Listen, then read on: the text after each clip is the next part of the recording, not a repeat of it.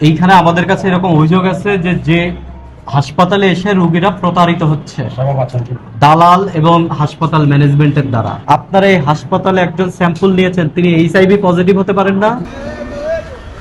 কয়জন নার্স চাকরি করেন? এখন কয়জন আছেন?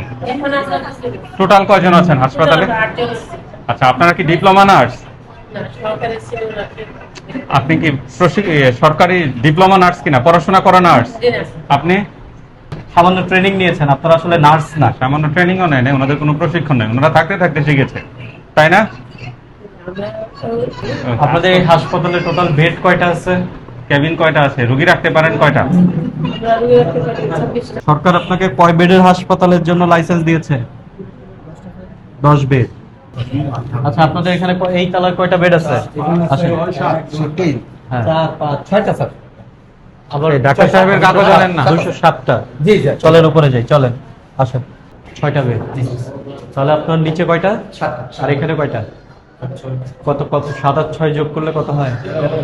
13 হয়। আপনার বেড থাকার কথা কয়টা? 10টা। আমরা জেলা প্রশাসকের কার্যালয় থেকে আমাদের এই ব্রাহ্মণবাড়িয়া জেলার যারা রোগী আছেন, এই জেলার লোকজন, প্রচুর লোকজন বিদেশ থাকে, বিদেশ থেকে তাদের মা বাবাদেরকে আপনাদের এখানে ট্রিটমেন্ট করে না? এইখানে আমাদের কাছে এরকম অভিযোগ আছে যে যে হাসপাতালে এসে রোগীরা প্রতারিত হচ্ছে দালাল এবং হাসপাতাল ম্যানেজমেন্টের দ্বারা। জেলা প্রশাসন এই ব্যাপারে সতর্ক দৃষ্টি দিচ্ছেন এবং তারই ইয়েতে আমরা এখানে মোবাইল কোর্টে এসেছি। লাইসেন্স মেয়াদ উত্তীর্ণ হয়েছে 30 জুন 2025। আবেদন করেছেন, এটা রিনিউ করার জন্য আবেদন করেছেন 7 এপ্রিলে গিয়ে। ঠিক আছে, 7 এপ্রিল 2026-এ আপনারা রিনিউ করার আবেদন করেছেন। তার মানে আবেদনই করেছেন প্রায় 1 বছর পরে। এবং আপনাদের এখানে স্পষ্ট লেখা আছে যে আপনাদের লাইসেন্স 10 বেডের, এবং আপনাদের এইখানে যারা চাকরি করে তাদের কাছ থেকে খবর পেয়েছি আপনারা 20-এর ঊর্ধ্বে রোগী ভর্তি রাখেন। আপনাদের এইখানে রোগীর ক্রমিক নম্বরে 18 পর্যন্ত আছে, সেদিকে আমরা যাচ্ছি না। আপনারা বলেছেন রুম নাই। ঠিক আছে, আপনি বলেছেন রুম নাই। আপনার কয়টা রুম থাকতে পারবে? কয়টা রুম থাকতে পারবে? আমরা গুনে পেয়েছি কয়টা? 13। লাইসেন্স এবং বেড এক হচ্ছে আপনার একটা অপরাধ। আপনার লাইসেন্সের মেয়াদ উত্তীর্ণ হয়ে গেছে, 1 নম্বর অপরাধ। 2 নম্বর হচ্ছে আপনি এখানে বেড সংখ্যার চাইতেও বেড সংখ্যা বেশি রেখেছেন, এটা 2 নম্বর অপরাধ আপনার। আপনার এখানে যে নার্স নিয়োগ দিয়েছেন সেই নার্সের কোনো রেজিস্টার্ড নার্স না, তার মানে তারা নার্সই না।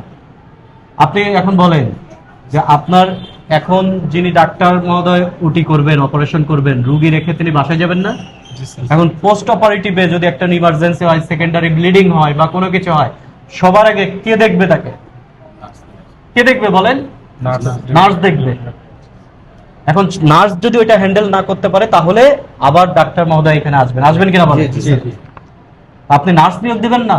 আমরা এসে ধরলাম আপনাদেরকে আজকে এই অপরাধে প্রথম, এই জন্য আজকের দণ্ডটা হচ্ছে সতর্কতামূলক দণ্ড, এবং আপনাদেরকে 15 দিন সময় দেওয়া হচ্ছে। এই 15 দিনের মধ্যে যে কয়টা অসঙ্গতি সামনে আসছে, এই কয়েকটা অসঙ্গতি আপনারা 15 দিনের মধ্যে ঠিকঠাক করবেন, এবং কোনো ধরনের 15 দিন পরে মোবাইল কোর্ট আবার এসে যদি এই ধরনের অসঙ্গতি পায় তখনকার আইন অনুযায়ী সর্বোচ্চ ব্যবস্থা গ্রহণ করা হবে। এটা আপনাদেরকে কঠোর নির্দেশ দেওয়া হলো, এবং সমস্ত অপরাধের উপর বেস করে আমরা একটা সামগ্রিক দণ্ড, ভোক্তা অধিকার আইন 2009 অনুযায়ী আপনাকে 2 লক্ষ টাকা অর্থদণ্ড আরোপ করা হলো, এবং আমরা এখানে আপনাকে আপাতত সতর্কতামূলক এই জন্য বিনাশ্রম কারাদণ্ড দিচ্ছি না। এরপর যদি এরকম হয় তাহলে বিনাশ্রম কারাদণ্ড এবং আইন অনুযায়ী অন্যান্য সর্বোচ্চ ব্যবস্থা গ্রহণ করা হবে।